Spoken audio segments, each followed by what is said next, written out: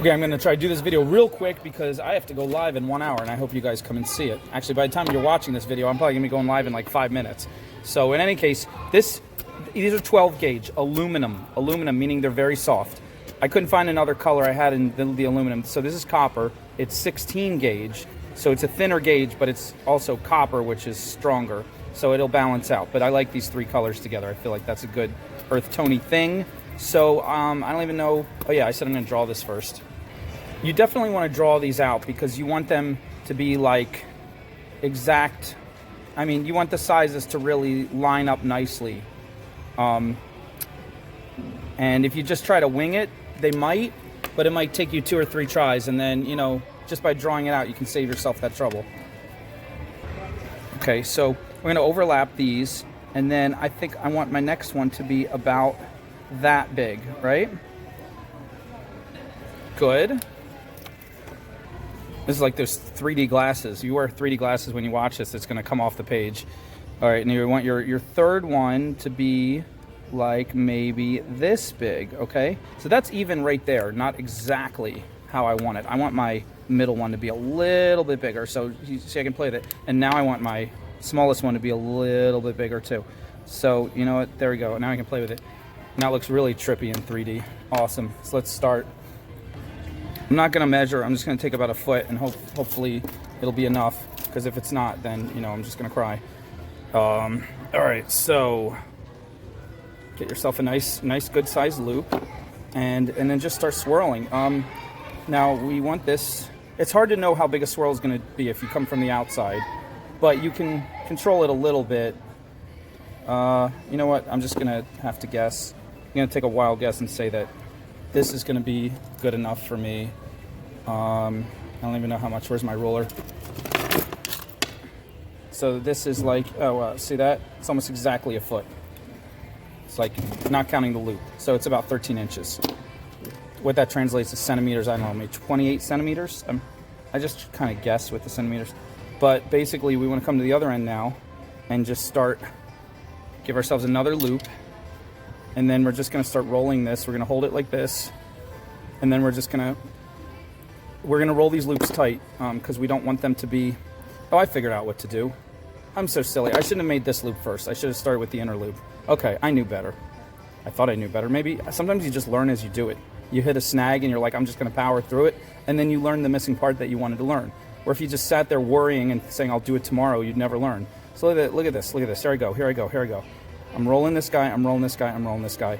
And this one is not big enough. It's big enough for the middle one.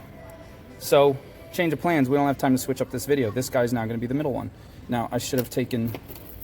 Always take 2 if you're going to do earrings before you measure everything, making sure you have the same everything before you would manipulate it. And I didn't do that. But, luckily, I measured it just for you guys. So now I know that after I make that first loop, it's going to be... a little more than 12 inches, so let's do that, and then a little bit more for the loop, and then we have about right there. Let's do our next one. Okay, these two are the same. Wow, let's move on.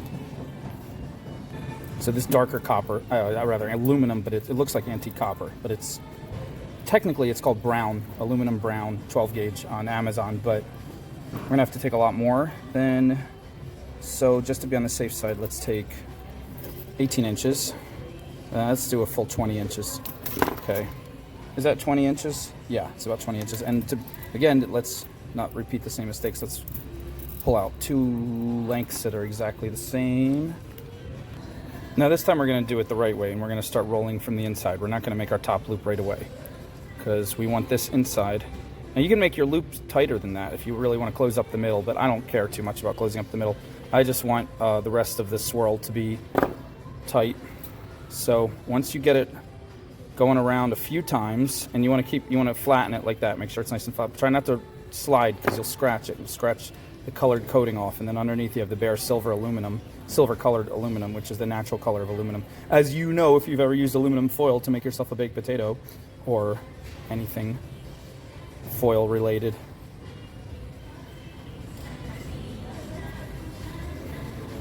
So we're rolling this. We can get it much bigger than that one. We want to have it like that size. Anyway. Okay. That is a little smaller, but once you hammer it out, it's going to be the right size. Now, is this still the size we want to go with it? No. It's a little bit too close in size. So we're going to shrink these guys down a little bit. Let's cut off about that much. And we'll do the same for this. Make sure they're the same.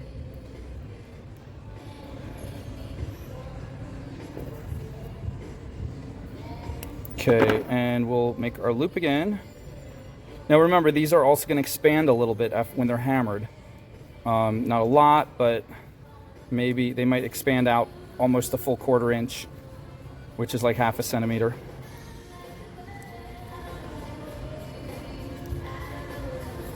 Okay. We're going to try to make all the loops the same size because we're going to put the loops on top of each other. How do I feel about that? That's much better. I like that pairing better. All right, let's do another one of these. Oops.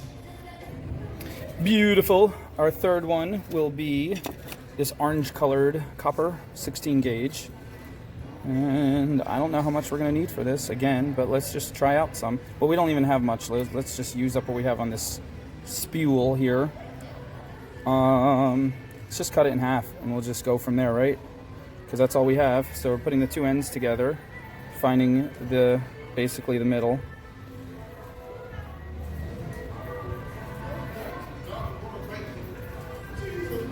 All right, that's about the middle. Now let's line them up and make sure.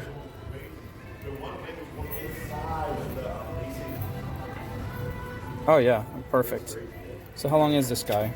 Now remember, this is thinner wire, so the same amount is going to come out to a smaller swirl. So this is a full 14.5 inches, but it might still come out to a smaller swirl. So we'll start in the middle. We'll make our swirl, see how big it becomes. Okay. Okay. You're getting there. Okay, so we don't need too much. Yeah, it's about there. Let's compare it to our real life ones, because that's where it really matters. Yeah, I like that. That's about right. Yeah. So make this last part tight, nice and tight. And make our loop.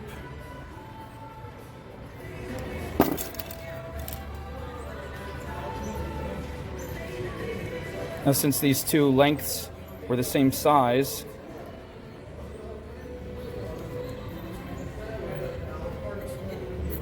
yes. Since these two lengths were the same size, we figure out how much we cut off, and we cut the same amount off of our other length before we even start coiling.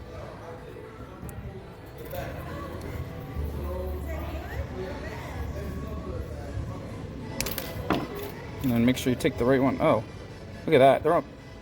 I cut almost exactly half. I can use the other two to make another pair. Fun times. So all is not lost. We didn't run out of our orange colored copper just yet.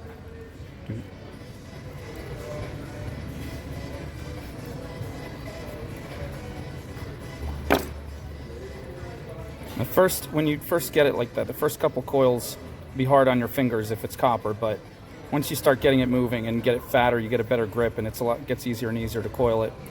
Now, you could coil it by still holding it here and wrapping it, or you could literally do the thing where people do it like this, but that risks scratching it. So I'd much rather use my fingers at this point. But it's up to you, however you like to do your swirls. And always bend this part back. You can use your round nose if you want a perfectly round loop, but I find that if you just flow with the metal, grab it on the very end, your regular flat nose pliers can make perfectly round loops just by nature of pulling it in an even curve from one end.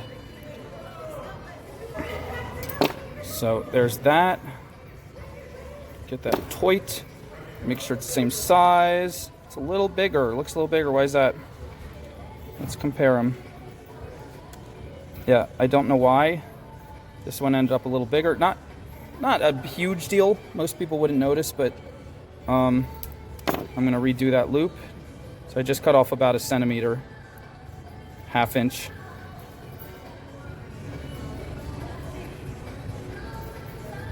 Okay.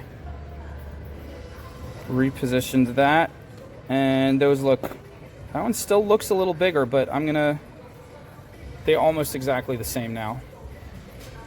So I'm just gonna go with it. Let's put them on top of each other, make sure it's not an optical illusion. Yeah, when they're on top of each other, they're like identical as can be, so I'm just gonna say it's good.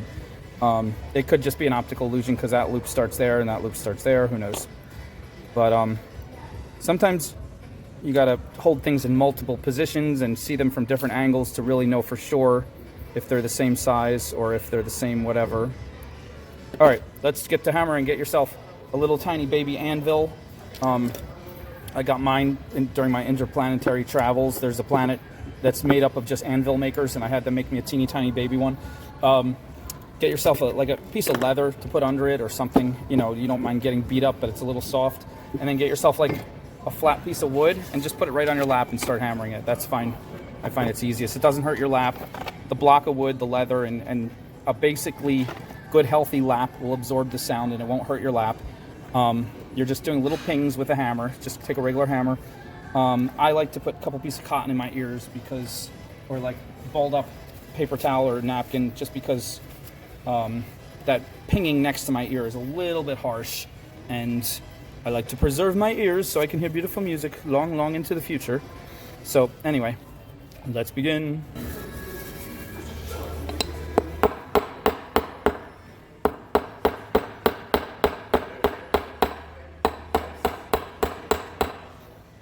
These look cool the way they are. If it was copper or, you know, under other circumstances, you don't need to hammer it, but the hammering makes them strong so they don't get unwound and, you know, knocked around. And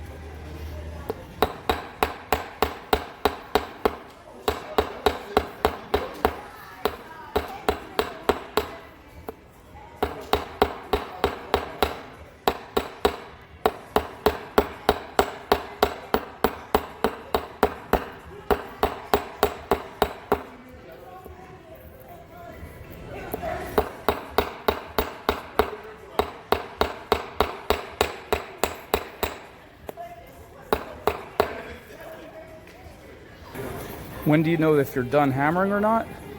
It's really up to you. You can hammer it a lot, you can hammer it a little.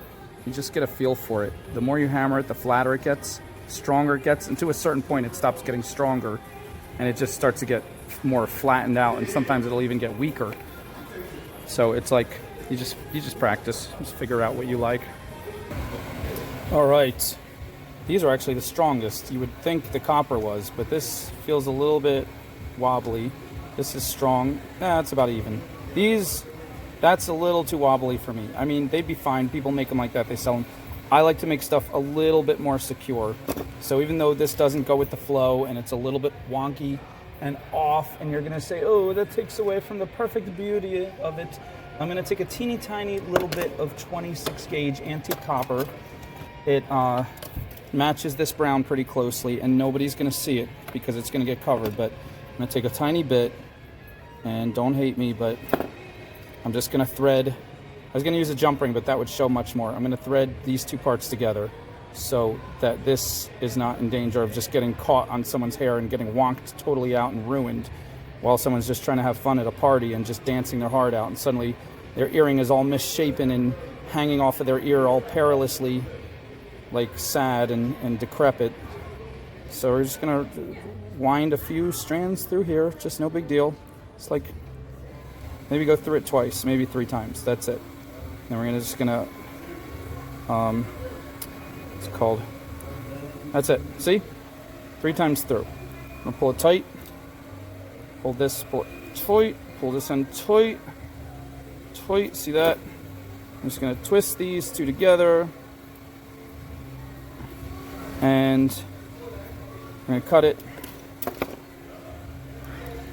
Make 2 little curly cues of these ends and just shove them right in there and put a little E6000 so they stay, okay? See that right there? This is the back of the earring. No one can see it, okay? Don't be mad at me. A little dabble of E6000, that's it. It's okay. No one knows but you and me. And that's it. See? See? Watch this. Boom. Hardly see anything. And watch this. Once we put this over top, bam. Doesn't show up at all. And then put this over top, bam. You never knew anything was there. If you want to stick to the tradition of earrings being opposite, make sure that loop goes that way, that loop goes that way. Nobody's really going to notice, but you get yourself some big fat jump rings. I don't suggest making jump rings out of aluminum or even copper if they're too big, because they're going to be flimsy. Get your jump rings that are made out of like a steel with a color coded similar to what you're using. So I have, hopefully these will be big enough. I think they're 8 or 10 millimeter, and they're nice dark antique copper color, so they'll blend in perfectly. If not, I have some black ones that could work. Let's see if they fit. Oh, these are so fun. They look so cool. Oh, I love it, and they fit great. Look at that. Because I flattened the loops pretty well, they're hanging on top of each other like they dance, but they're not like popping up too much. They're pretty flat. Yes, let's do the next one. And you would put earring hooks right away, but because the jump ring is turning it a quarter turn one way, you got to add one more tiny jump ring, unless you turn your hook a quarter. Otherwise, the hook is going to have them sticking out of the ears looking like this, and you won't get to see the pretty parts as much, although these are going to be spinning and dangling so much. So anyway, let's just get us some teeny tiny little jump rings just to finish it off, and then we can add the earring hooks.